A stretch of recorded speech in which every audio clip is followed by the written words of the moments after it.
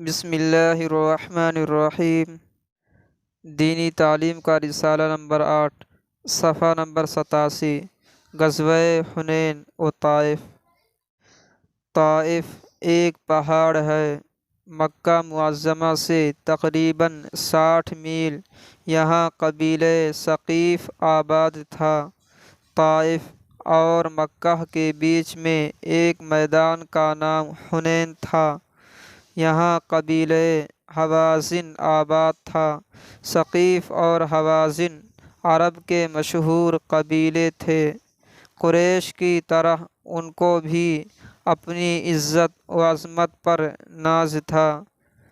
تیر اندازی میں ان کو ایسی مہارت تھی کہ پورے عرب میں ان کا جواب نہیں تھا۔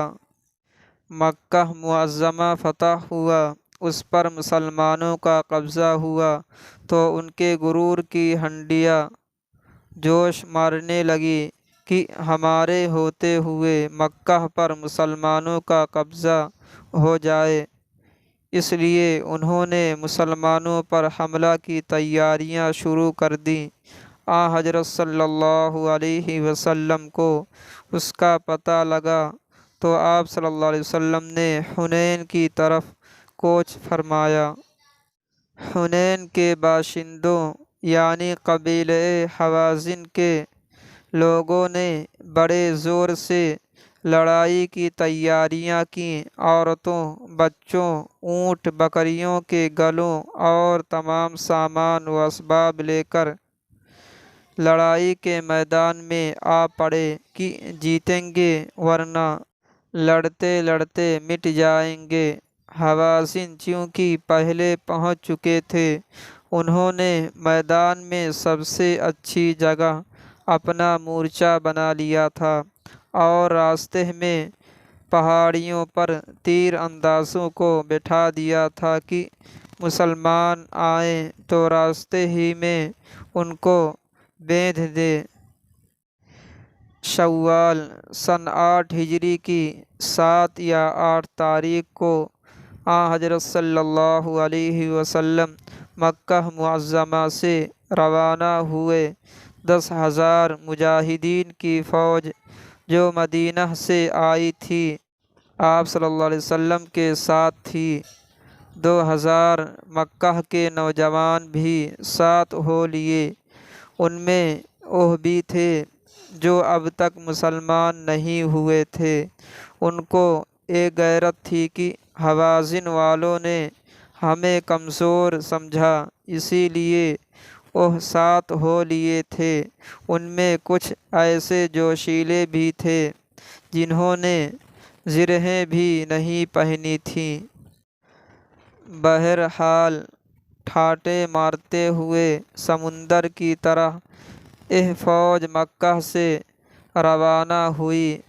بدر و احد، احزاب اور حدیبیہ کی بے بسی کے مقابلے میں آج کی شان و شوکت نئی امنگ دماغوں میں پیدا کر رہی تھی۔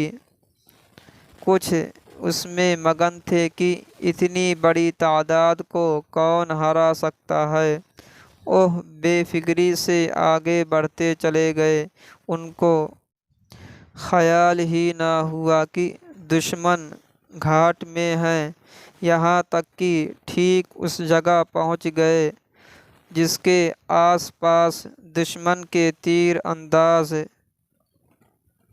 طاق میں بیٹھے ہوئے تھے۔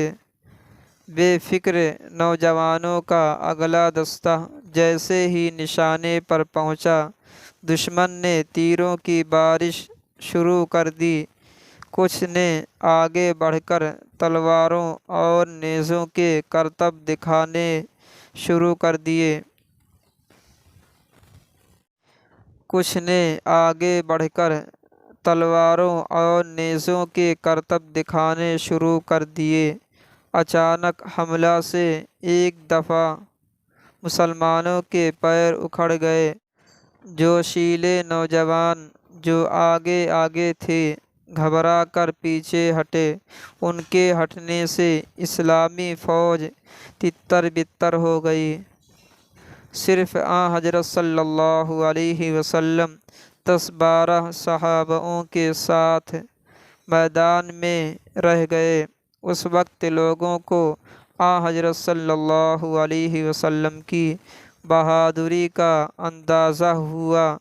آپ گھبرانے یا پیچھے ہٹنے کے بجائے گھوڑے سے اتر کر میدان میں کود پڑے اور دشمن کے مقابلے میں گرج کر بڑے جوش سے ترانہ پڑھنے لگے۔